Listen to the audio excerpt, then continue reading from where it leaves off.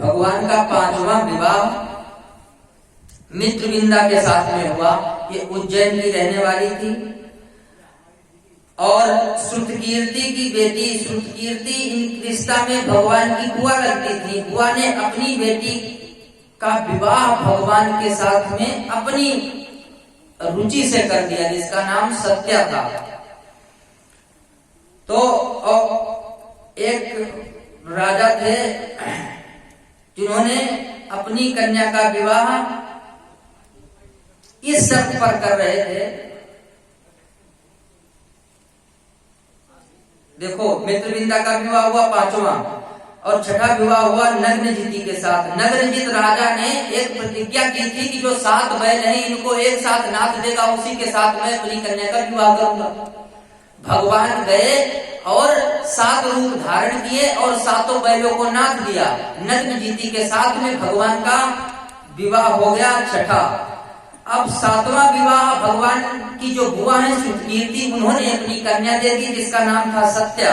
8वां विवाह भगवान ने मत्स्य को भेद करके किया। मछली लगी थी ऊपर नीचे, तेल कड़ाह में तेल में निशाना लगा करके मत्स्य भेद कर दिया और लक्ष्मणा के साथ में भगवान का विवाह हो गया। अब एक दैत्य था जिसका नाम था भौमासुर। भौमासुर था तो भगवान को पता चला, नारद ने बताया कि जो भी राजा को जीतता है उसकी कन्या को अपने यहाँ जेल खाने में बंद कर देता है, कार्यगृह में डाल देता है। कन्याओं को प्रभु छुड़ाइए। और इसने और एक काम किया था, इस भौमासुर ने यानी नरकासुर ने क्या किया था, ये अदिति माता के कुंडल छीन करके ले आया था स्वर्ग से और वरुण का छत्र ले आया था। तो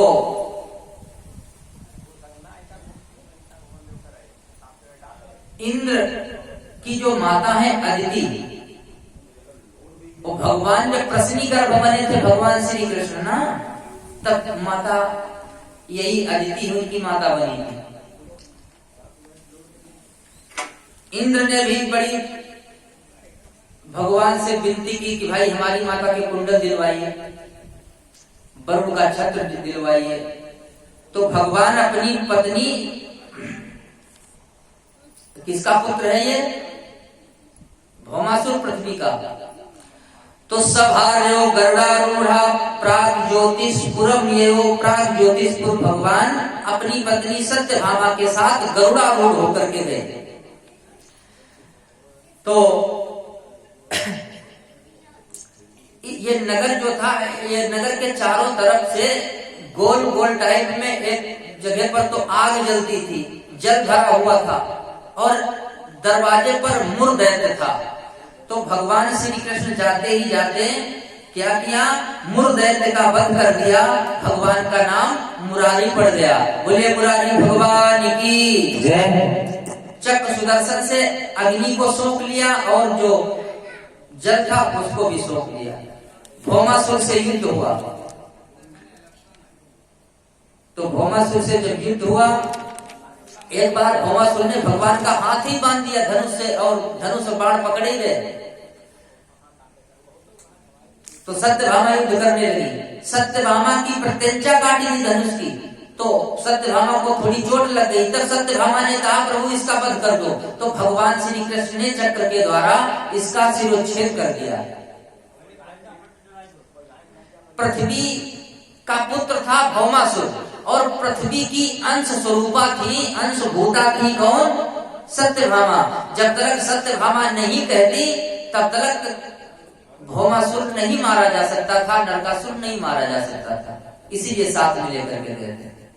अब देवी पृथ्वी देवी प्रकट हुई और भगवान की स्तुति की। नमः पंकजनाभाय नमः पंकजमालिने नमः पंकज नेत्राय नमस्ते पंकजांघ्रे नमो भगवते तुभ्यं वासुदेवाय विष्णवे पुरुषादि बीजाय पूर्णबोधाय ते नमः।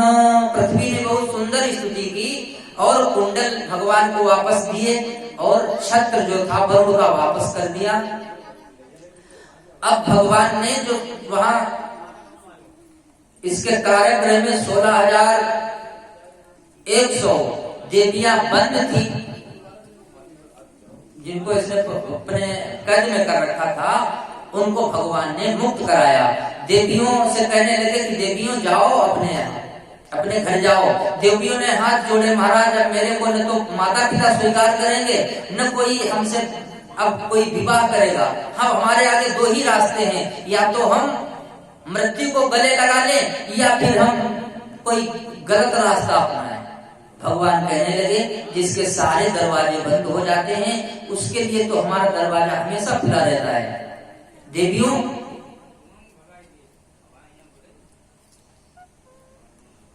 हमारे बारे में हम क्या विचार है? तो देवियां मुक्त हो गई। तो एक ही मुहूर्त में भगवान ने 16,100 के साथ में विवाह कर लिया। भगवान के कितने विवाह हो गए?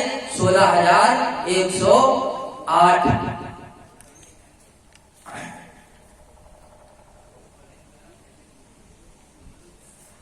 ये है कन्हैया के ठाट। अब 16,108 विवाह हुए, जिनसे 10 बेटा हुए हर पत्नी से। तो भगवान के 1,61,080 बेटा हुए। 1,61,080 इतना परिकर भगवान का हुआ, यानी बेटे हुए। और हर एक पत्नी से एक पुत्री हुई। बोलो राधे राधे।